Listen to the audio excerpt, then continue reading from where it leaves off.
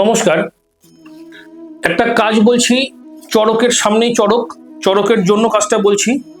14ই April Charak পুজো। এই চড়কে দেখবেন একটা গাছকে পোতা হয়, যে গাছটাকে বলা হয় চড়ক গাছ। বহু মাঠে চড়ক ঘোরে, বহু মাঠে চড়ক উৎসব হয়। চড়ক যখন হয় তখনই কিন্তু ওই গাছটাকে পোতা হয়, বছরে একবার করে।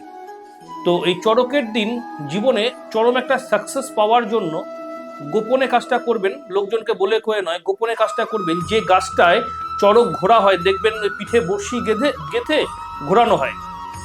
তো সম্পূর্ণ বড়শি গেঁথে যখন ঘোরা হয়ে গেল, তারপরে রাত হয়ে গেল, তারপরে সবাই যার যার মতো বাড়ি চলে গেল।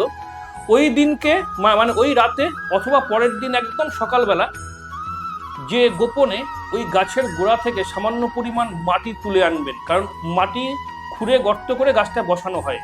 সামান্য মাটি তুলে নিয়ে আসবেন, নিয়ে এসে বাড়িতে যত্ন করে রেখে দেবেন। আপনার জীবনে সাকসেস আসবেই আসবে, নিশ্চিত।